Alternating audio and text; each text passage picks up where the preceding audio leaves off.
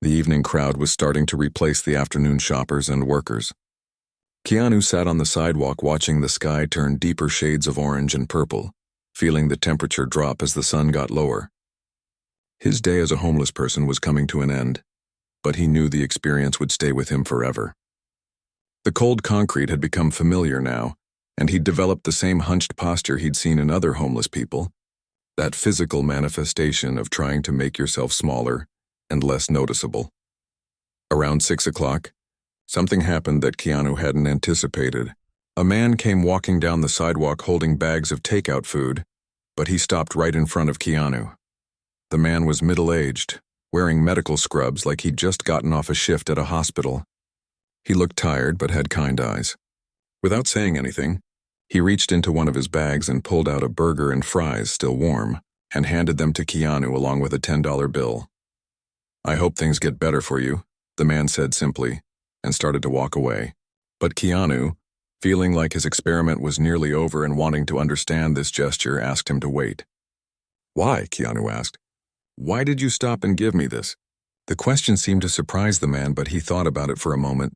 "My brother," the man said finally. "He was homeless for 3 years.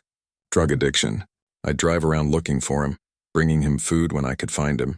Sometimes I'd go weeks without seeing him, wondering if he was alive or dead. He's doing better now, got clean, has an apartment. But those 3 years taught me something. Every homeless person is someone's brother or sister or child. They're someone. I can't save everyone, but I can do small things. If my brother was sitting on this sidewalk somewhere and someone gave him a meal, it would mean the world to me." The man's eyes were wet as he spoke, and Keanu felt his own throat tighten with emotion. Here was another story, another layer of understanding. Homelessness didn't just affect the person on the street. It rippled out to families, to people who loved them and felt helpless watching them suffer. The man nodded and walked away before Keanu could thank him properly, disappearing into the evening crowd. Keanu sat there holding the warm food, overwhelmed by the accumulation of the day's experiences. He thought about the little girl who'd given him $5, the manager who'd given him coffee and pie, the construction worker who'd shared his sandwich, and now this man who saw his brother in every homeless person he passed. These moments of genuine human connection stood out like stars in the darkness of indifference and cruelty he'd encountered. But he also thought about Robert, the elderly veteran pushing a shopping cart to a shelter, hoping there'd be a bed left. He thought about all the other homeless people he'd seen throughout the day, each with their own story of how they'd ended up here. Some were dealing with mental illness, talking to themselves or staring into space with empty eyes. Some were younger, maybe recent additions to the street, still looking shocked at their circumstances. Some were families, parents trying to shield their children from the reality of their situation. The sun was almost gone now, and Keanu knew it was time to end his experiment. But before he did, he wanted to do something meaningful with what he'd learned. He stood up, his body protesting after sitting all day, and walked back into the McDonald's one last time. The evening manager was different from the daytime one, but Keanu asked to speak to his manager from earlier. After a few minutes, she came out from the back, looking curious and a bit concerned. Keanu asked if they could talk somewhere private, and she led him to a small office behind the counter. Once inside, he carefully began removing his disguise. He pulled off the baseball cap first, then started working on the prosthetics and makeup. The manager's eyes went wide as she began to recognize who he was. Her hand went to her mouth in shock. "Oh my God," she whispered. You're Keanu Reeves." She looked confused, then concerned. Why would you do this?" Keanu explained his experiment, his desire to truly understand what homeless people experienced. Not just intellectually, but viscerally. He told her about the day he'd had, the cruelty and the kindness, what he'd learned. The manager sat down heavily in a chair, processing everything. "I had no idea," she said. "I mean, I gave you the coffee and pie, but I would have done that for anyone. I try to be kind when I can." Keanu told her that was exactly the point, that her simple act of kindness had been a bright spot in a very dark day, and that she'd done it not for recognition or reward, but because it was right. Then he pulled out an envelope from inside his jacket, one he'd prepared before starting the experiment. Inside was a check for $50,000 made out to her personally. "This isn't payment for the coffee and pie," he said as her hand shook holding the envelope. "This is recognition for being the kind of person who shows humanity when it costs you nothing but means everything. Use it to make your life easier. You've earned it through years of quiet kindness that nobody probably ever thanked you for." The manager started crying, real tears streaming down her face. She tried to give it back, saying it was too much, but Keanu insisted. He told her about her telling him about being homeless herself, about teaching Tyler to treat everyone with dignity. "People like you are changing the world one small interaction at a time," he said. "This is just my way of saying thank you and that someone sees what you're doing." Before leaving the office, Keanu asked about Tyler, the young cashier who'd served him professionally without judgment.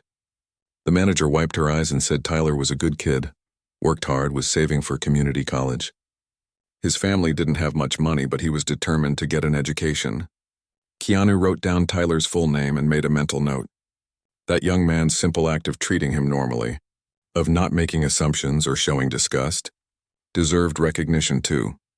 Keanu left through the back door of the McDonald's, not wanting to create a scene or have people see him half in disguise. He made his way to where he'd parked the borrowed car that morning, feeling like a different person than the one who'd arrived 12 hours earlier. The experience had fundamentally changed something in him. He'd always tried to be kind and humble, but now he understood on a deeper level what that meant. Over the next few days, as Keanu returned to his regular life, he couldn't stop thinking about what he'd experienced. He kept seeing Robert's face, kept hearing that little girl's voice saying for food with such innocent compassion. He thought about all the people who'd walked past him like he didn't exist, and he wondered how many of them would be horrified to learn they'd ignored Keanu Reeves. Even though the point was that everyone deserved basic human decency regardless of who they were, Keanu started making calls and setting plans in motion. He established a foundation dedicated to helping homeless individuals, but not just any foundation. This one would be different. It would focus on the things he'd learned mattered most: restoring dignity, providing not just shelter but community, treating homeless people like humans who'd hit hard times rather than problems to be solved. He funded job training programs, addiction treatment, mental health services, and transitional housing. The little girl who'd given him $5 received a letter a few weeks later. Her parents opened it to find that an anonymous benefactor had established a college fund in her name, enough to pay for 4 years at any university she wanted to attend. The letter said it was recognition for her compassionate heart and a hope that she'd never lose that quality as she grew up. The family would never know it was Keanu, and that's exactly how he wanted it. Tyler, the young cashier, received a similar surprise. A full scholarship to community college appeared in his name, sponsored by a foundation that recognized service workers who treated all customers with dignity. His manager had nominated him, the letter said, for his consistent kindness and professionalism. Tyler cried when he got the news, telling his family that all he'd done was his job, treating people like people. That was exactly the point. The manager from McDonald's used some of her $50,000 to finally go back to school herself. She'd always wanted to get a degree in social work, but life had gotten in the way. Now she could afford to take classes while still working. Some of the money went to her son, helping him with his own education. She donated a portion to local homeless shelters, saying she couldn't keep it all when she knew what it was like to have nothing. But Keanu's most significant action was inspired by Robert, the elderly veteran. He donated $1 million to organizations specifically helping homeless veterans, people who'd served their country and then been abandoned by it. He also funded a documentary project that would tell the stories of homeless individuals, giving them a platform to share their experiences in their own words. He wanted the world to see what he'd seen, that homeless people weren't invisible problems but human beings with rich histories and inherent dignity. When news outlets eventually got wind of Keanu's experiment, he didn't do the usual publicity rounds. He gave one interview to a major network, and he used the entire segment to talk not about himself but about what he'd learned.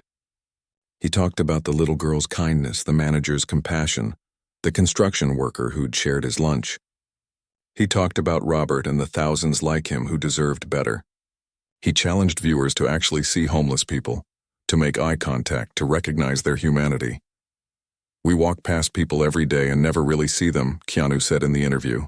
"We make assumptions about who deserves our kindness and who doesn't. We hoard our compassion like it's a limited resource. But kindness doesn't cost money. Recognition doesn't cost anything.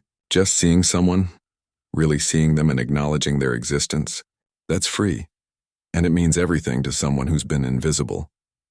The interviewer asked him if he was afraid people would criticize him for what some might call poverty tourism, for temporarily experiencing something he could walk away from while real homeless people couldn't. Keanu nodded, saying he'd worried about that too. That's valid criticism, he acknowledged. I could take off the disguise and go home. I can never truly understand what it's like to have no escape from that reality. But I'd rather be criticized for trying to understand than never try at all, and more importantly, I hope this brings attention to the issue in a way that actually helps people. The response was overwhelming. Donations poured into homeless charities. Volunteers signed up at shelters.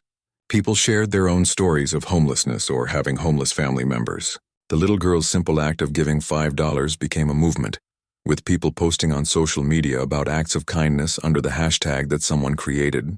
The story reminded people of their shared humanity at a time when society felt increasingly divided and cold.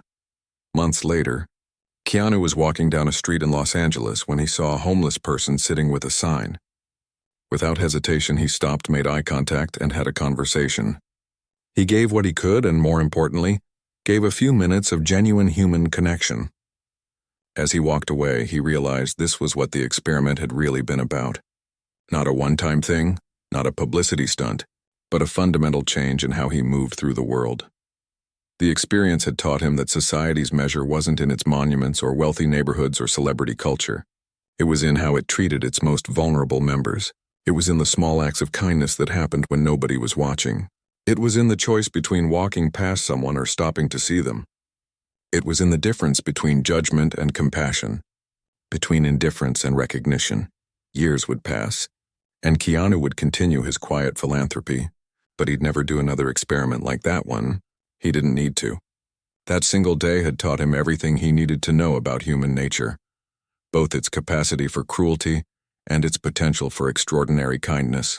He'd learned that the people with the least often gave the most, that children understood compassion better than adults, and that simple human dignity was something everyone deserved but not everyone received. The story of Keanu going undercover spread far beyond what he'd intended. But if it made even a few people stop and see the homeless individuals in their own communities, if it inspired even a handful of small acts of kindness, then the discomfort and pain of that day had been worth it. Because in the end, that's what the experience had been about. Not his education or his growth, but using his platform to shine a light on people who'd been invisible for too long. And somewhere in Los Angeles, Robert was still pushing his cart. Tyler was studying at community college. The manager was working toward her social work degree, and a little girl was learning that kindness was its own reward. The world was just a tiny bit better because people had chosen compassion over indifference, recognition over invisibility, humanity over judgment. And that, Keanu realized, was the real ending to his story. Not shocking, but quietly hopeful. Not about him, but about all of us and the choices we make every single day about how we treat each other. The afternoon sun was getting lower in the sky when Keanu settled back into his spot on the sidewalk. His body ached from sitting on concrete all day, and the brief warmth of the McDonald's had made the outside cold feel even harsher. He pulled his thin jacket tighter around himself and tried to find a position that didn't make his back hurt quite so much. The cardboard sign was getting worn now, the edges curling from being picked up and set down so many times. The lunch rush was over, and foot traffic had slowed to a steadier pace. Keanu watched people come and go from the McDonald's, observing patterns he'd never noticed before. There was a whole invisible dance happening on this sidewalk, a social choreography where people navigated around the homeless while pretending they didn't exist.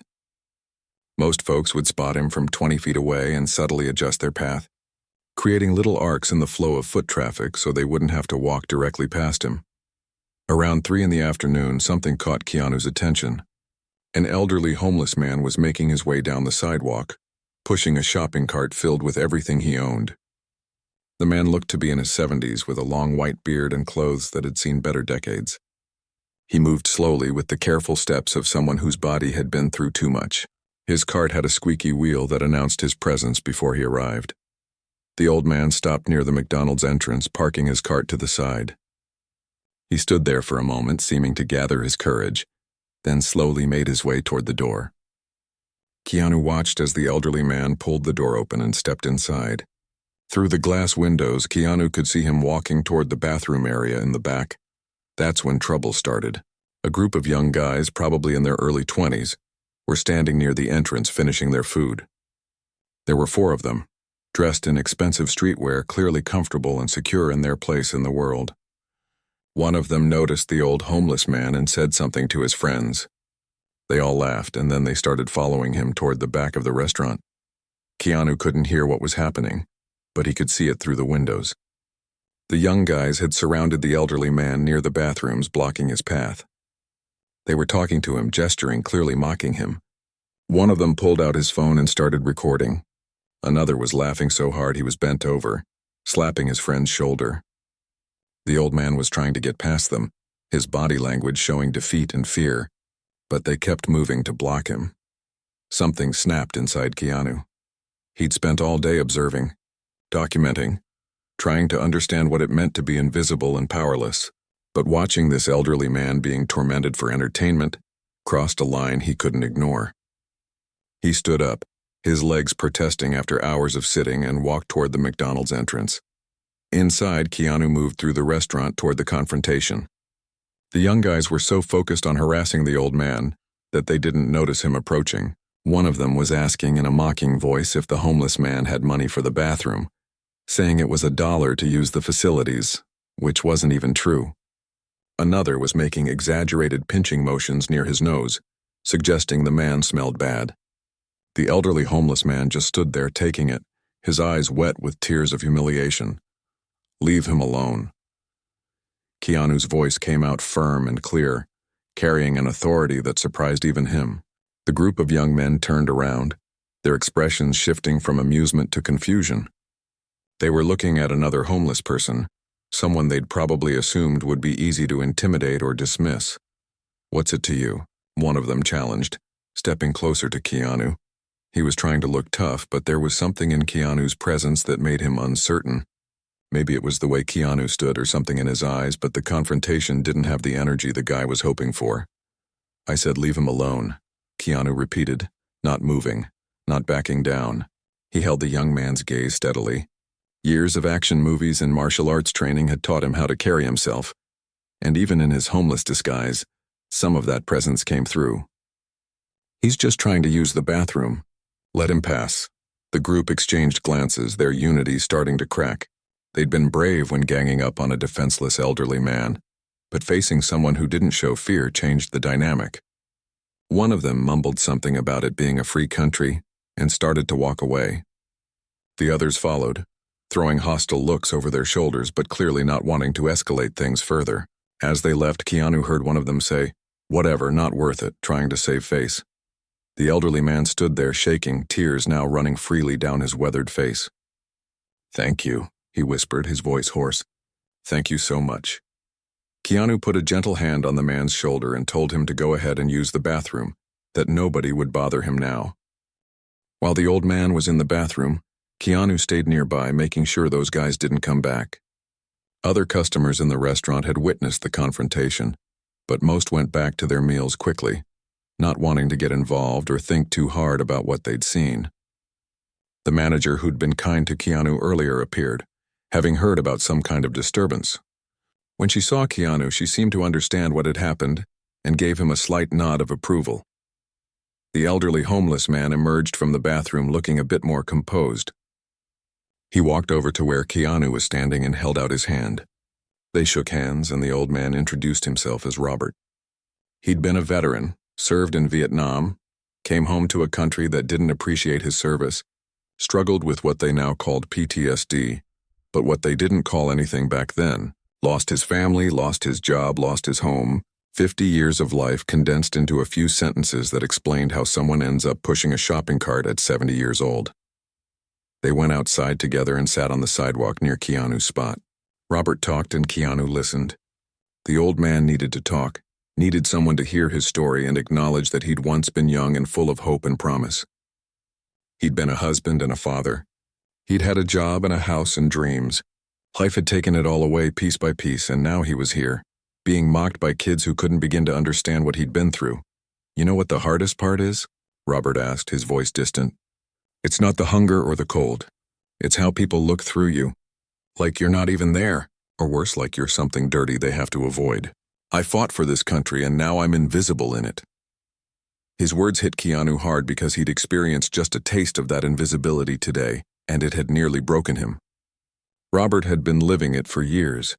They sat together for over an hour, just two homeless men on a sidewalk in Los Angeles, and Keanu heard stories that would haunt him.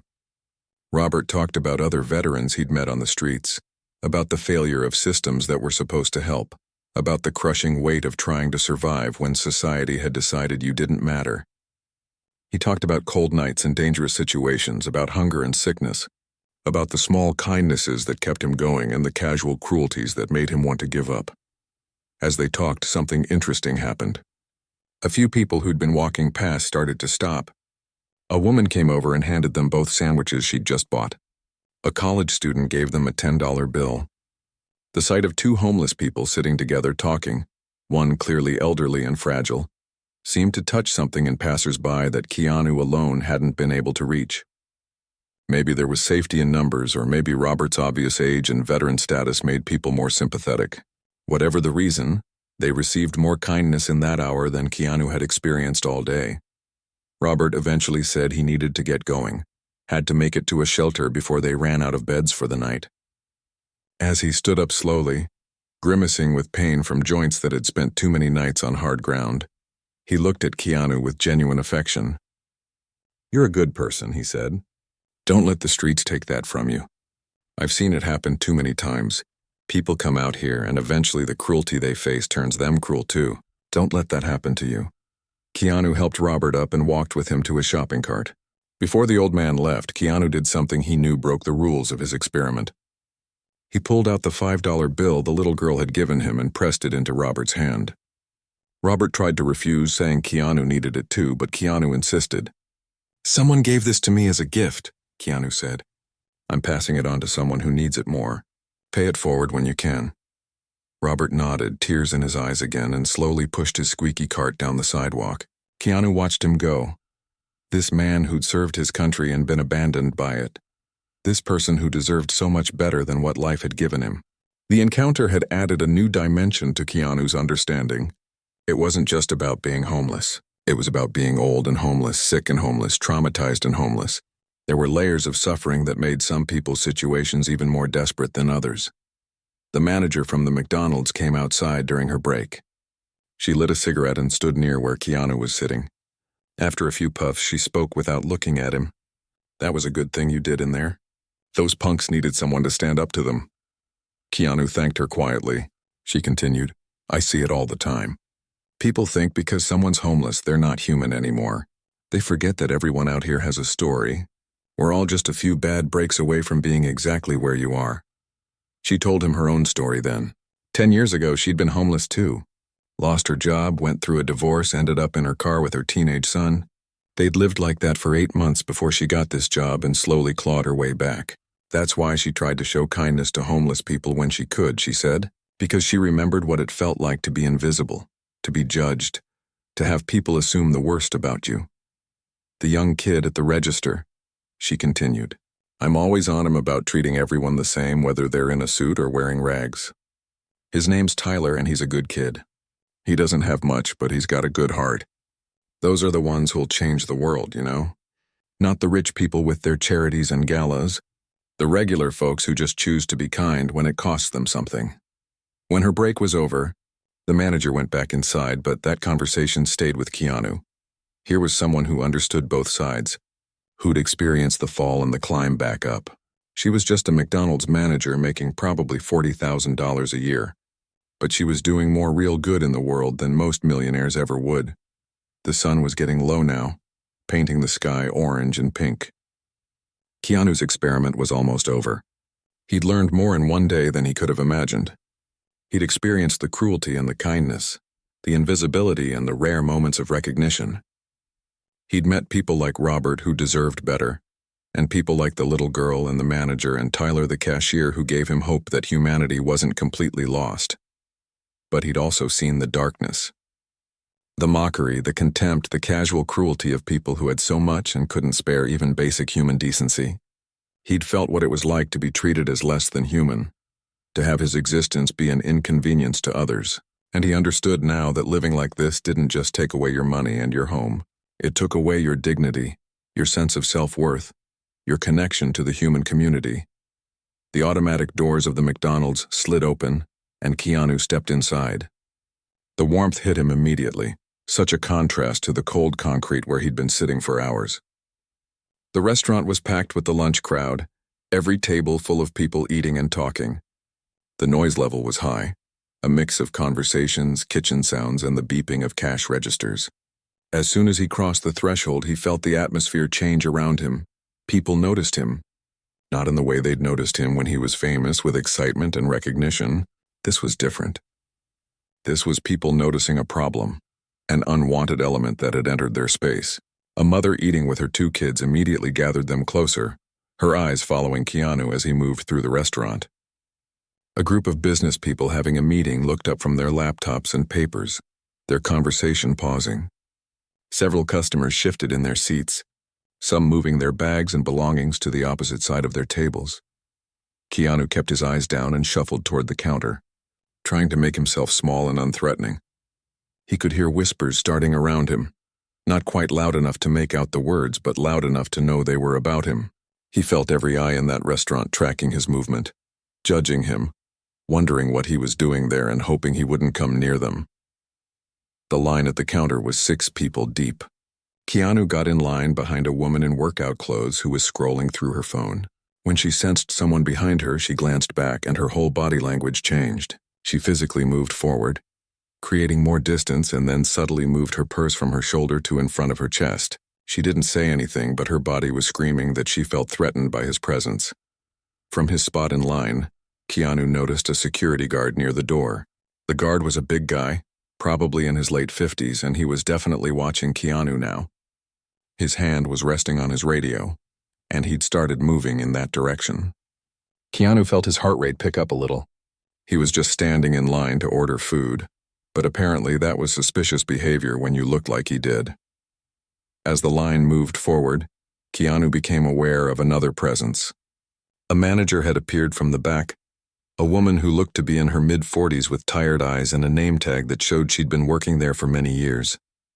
She was watching the situation carefully, talking quietly with the security guard. Keanu couldn't hear what they were saying, but he saw the guard nod and take a step closer. Finally, it was his turn at the counter.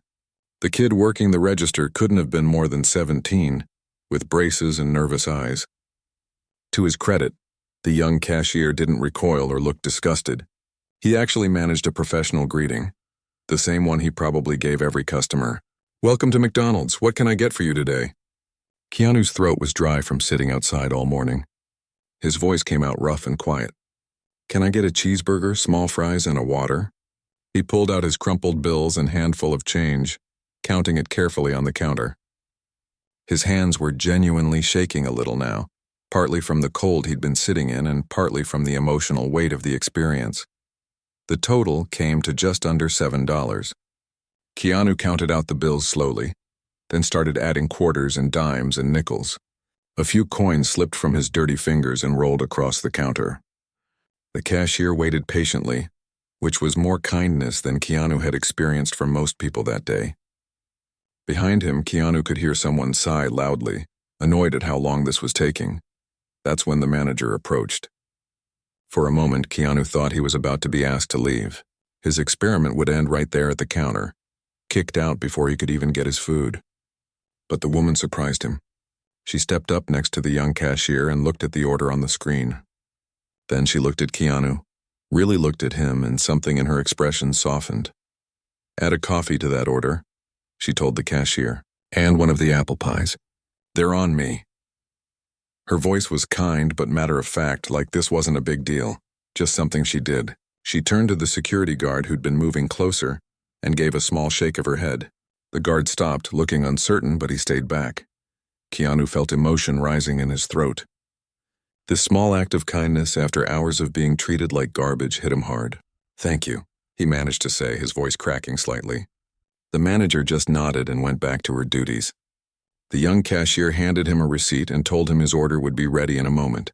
Keanu moved to the side to wait for his food, and that's when he really saw the restaurant's dynamics. There were other homeless people there too.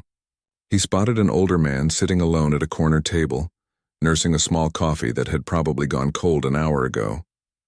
The man was just trying to stay warm, not bothering anyone, but employees kept walking past and looking at him, clearly wondering how long they'd let him stay. Near the bathroom, another homeless person was being confronted by a different employee. The worker was telling him the bathrooms were for paying customers only. The homeless man was trying to explain that he'd bought something earlier, but the employee wasn't listening. Finally, the man shuffled out, defeated. Keanu realized that the kindness shown to him was exceptional, not the rule. For whatever reason, maybe something in his demeanor or just random luck, he'd been spared that treatment.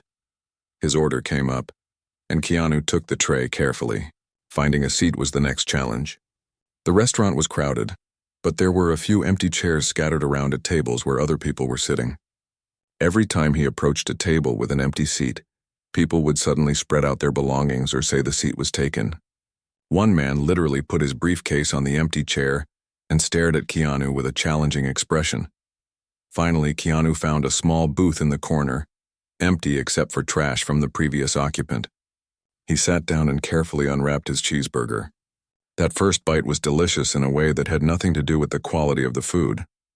It was the relief of finally eating, of having something warm in his hands, of sitting somewhere that wasn't freezing cold concrete. As he ate slowly, making the food last, Keanu watched the restaurant like a scientist observing an ecosystem. The contrast between how different people were treated was striking. A businessman came in dressed sharply, and employees practically competed to help him. His order was taken quickly, prepared carefully, and brought to his table with a smile. A family with small children made a mess, and staff cleaned it up cheerfully. But when a homeless woman came in to use the bathroom, she was followed by an employee who timed how long she stayed in there. Keanu was halfway through his fries when something happened that would become the most memorable part of his entire day. A little girl, probably 6 or 7 years old, came running up to the counter with her mother trailing behind her. The child had pigtails and was wearing a backpack decorated with cartoon characters. She was full of energy, bouncing on her toes as she waited for her mother to catch up. While her mother was ordering, the little girl turned around and scanned the restaurant. Her eyes landed on Keanu, and instead of looking away like most adults did, she just stared with open curiosity. There was no judgment in her eyes, no fear, just the honest interest of a child trying to understand the world around her. When her mother finished ordering and they were waiting for their food, the little girl said something to her mother. Keanu couldn't hear what she said, but he saw the mother look in his direction. The woman's face showed conflict, that moment of parental protection warring with wanting to teach her child kindness.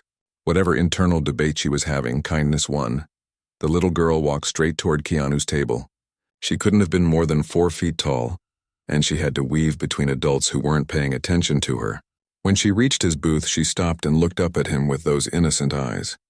She reached into her small purse, a pink plastic thing that probably held nothing but a few dollars and some toys, and pulled out a $5 bill. "Here," she said simply, holding it out to him, "for food." Her voice was clear and confident, the way children are before the world teaches them to be afraid or judgmental. Keanu's eyes filled with tears behind his disguise. He couldn't help it. After everything he'd experienced that day, this child's pure gesture of kindness broke through all his defenses. His hand shook as he reached out and accepted the money. "Thank you," he whispered, his voice thick with emotion. "That's very kind of you." The little girl smiled, pleased with herself, and ran back to her mother. The woman had been watching the whole exchange, and Keanu saw tears in her eyes too. She mouthed thank you to him, though he wasn't sure what she was thanking him for. Maybe for accepting her daughter's gift gracefully. Maybe for showing her child that homeless people were human beings who deserved kindness. As the mother and daughter collected their food and found a table, Keanu heard the woman tell her daughter, "That was very sweet, honey. Always remember that everyone has a story, and everyone deserves kindness." The little girl nodded seriously, already learning a lesson that many adults had forgotten or never learned at all. Keanu sat there holding that $5 bill, and something shifted inside him. This child, who probably got $5 a week as allowance, had given it to a stranger without hesitation. She hadn't judged him or been afraid of him. She'd just seen someone who needed help and had helped in the way she could. Meanwhile, he'd watched people with expensive watches and designer clothes step over him on the street without a second glance. The contrast was devastating and beautiful at the same time. It showed him that compassion wasn't about having wealth or resources. It was about having empathy, about seeing other people as people instead of problems. This little girl had more humanity in her tiny finger than most of the adults he'd encountered that day. He finished his meal slowly, savoring not just the food but the warmth of the restaurant and the kindness he'd been shown. The manager walked by at one point and caught his eye. She gave him a small nod and he nodded back, a silent acknowledgement between two people who understood something about the world that many didn't. When Keanu finally stood to leave, he took one last look around the restaurant. The homeless man with the cold coffee was still there, ignored by everyone. The business people were still having their meetings, wrapped up in their own important worlds. The little girl was laughing with her mother, probably already moving on to the next adventure of her day. Keanu walked toward the exit, and as he pushed open the door, he glanced back at the manager one more time. She was busy with other customers now, but that small act of giving him coffee and pie, of treating him like he mattered, would stay with him forever. The security guard watched him leave, finally relaxing once Keanu was outside again. Back on the cold sidewalk, Keanu found his original spot and sat down again. But something had changed. He wasn't the same person who'd sat there that morning.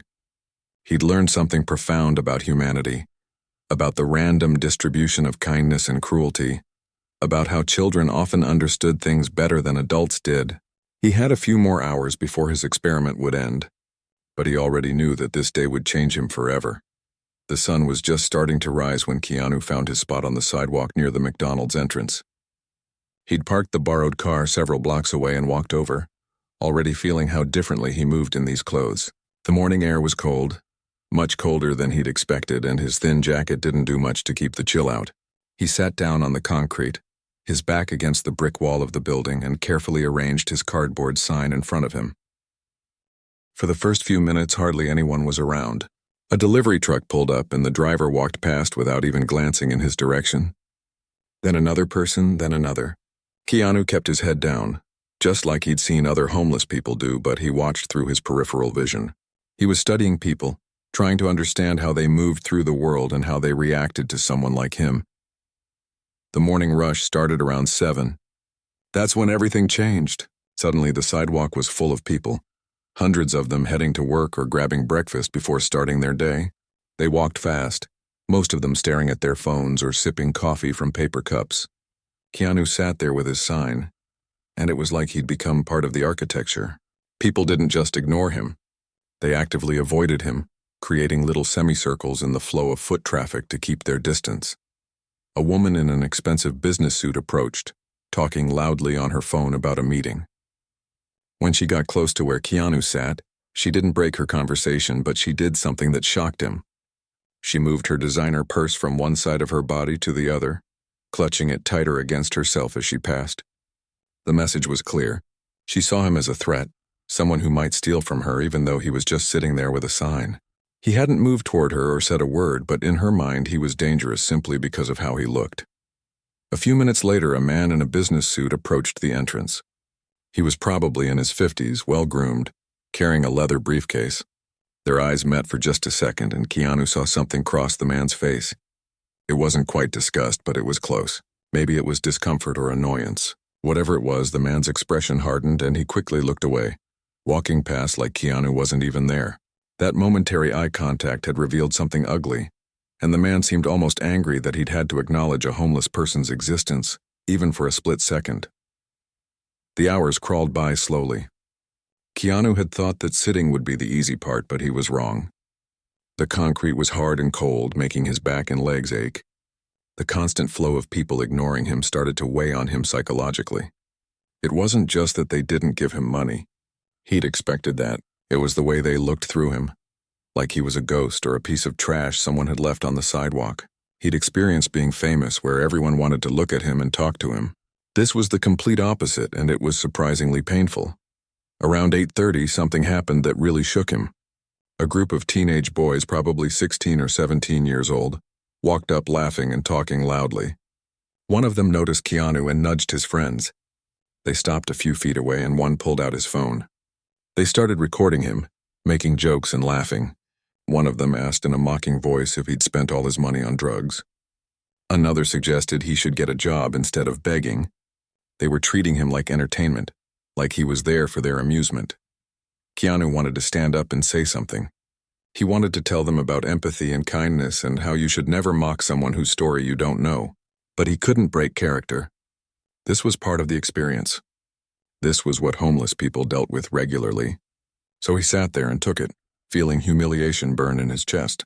The boys eventually got bored and walked away, their laughter fading as they entered the McDonald's. The whole encounter had lasted maybe 2 minutes, but it felt like an hour. Not everyone was cruel, though. An older woman, probably in her 70s, walked by and made actual eye contact with Keanu. She smiled sadly and said, "Good morning." She didn't give him any money, but that wasn't what mattered. She'd acknowledged him as a human being. She'd seen him. After 3 hours of being invisible, that simple recognition almost brought tears to his eyes. The woman went into the McDonald's, and Keanu found himself hoping the world had more people like her in it. By 10 o'clock, something interesting started to happen. Keanu began to notice patterns in who gave and who didn't. The wealthy-looking people in expensive clothes almost never stopped. They walked past quickly, often with their eyes fixed straight ahead or on their phones, making sure they didn't have to see him. But people who looked like they were struggling themselves, people in work uniforms or worn clothing, they were the ones who sometimes stopped. A janitor going to work dropped a couple of quarters in front of him. A woman who looked like she worked in a kitchen gave him $1 and told him to stay safe. There was something profound in that observation. The people who probably needed their money the most were the ones most willing to share it. The people who had plenty were the ones who held on to it the tightest.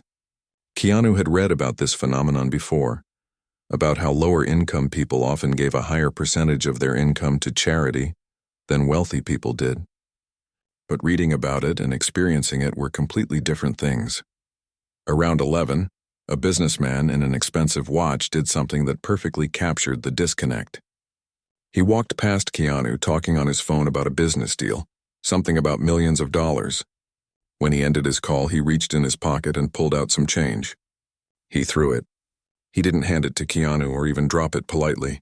He literally tossed it from about 3 feet away like he was feeding pigeons. The coins scattered across the pavement, rolling in different directions. 1 quarter rolled right past Keanu and fell into a crack in the sidewalk, lost forever. Keanu sat there staring at the scattered coins, feeling something break inside him. It wasn't about the money. It was about the gesture, about what it represented. To that businessman, he wasn't a person. He was maybe a minor inconvenience or a way to feel briefly charitable. Tossing change at him was easier than actually stopping, making eye contact and treating him like a human being. Keanu slowly gathered up the coins he could reach, his hands shaking a little.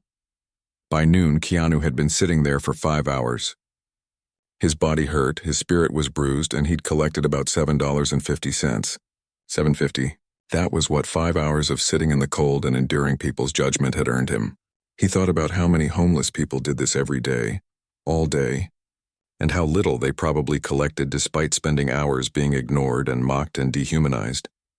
The lunch rush brought even more people, and with them came more of the same treatment. One woman walking with her 2 young children saw Keanu and immediately pulled them closer, steering them to walk on the far side of the sidewalk. He heard her whisper something to them, probably a warning about strangers or drugs or danger.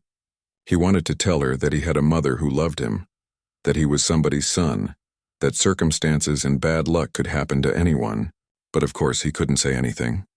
A college-aged kid wearing expensive sneakers and designer clothes walked past, noticed Keanu, and actually spat on the ground near him.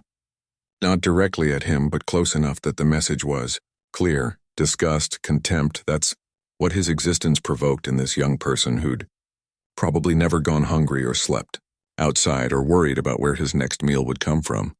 Keanu felt anger rising in him, real anger, but he forced it down. This was the reality. This was what he'd come to understand.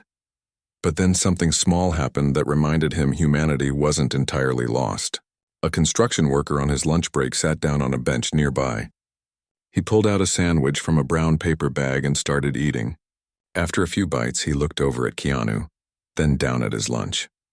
Without saying anything, he got up, walked over, and held out half of his sandwich. It was such a simple gesture, but in that moment, it meant everything. The man didn't preach or lecture or ask questions. He just shared what he had. Keanu took the sandwich with genuine gratitude. The construction worker nodded and went back to his bench. They sat there, two strangers eating lunch, and for a few minutes things felt a little less bleak. When the worker finished and stood to leave, he dropped a $5 bill next to Keanu and said simply, "Hang in there, brother." Then he was gone. Just another person in the endless stream of humanity flowing past that corner. As the early afternoon wore on, Keanu noticed he was developing a kind of emotional numbness. The constant rejection, the averted eyes, the way people moved around him like he was an obstacle to avoid, it all started to blur together. He understood now how homelessness could break a person's spirit. It wasn't just about not having money or shelter. It was about being erased from society, about being treated like you weren't fully human anymore. Day after day of that treatment would hollow you out from the inside.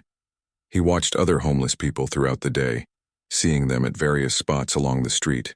They sat with their own signs, their own stories, their own pain. Some talked to themselves. Some sat in complete silence. Some tried to make eye contact with passers-by. Others had given up and kept their heads down. Keanu realized that each one represented someone's son or daughter, maybe someone's parent, each with a history that had led them to this corner, this moment, this life.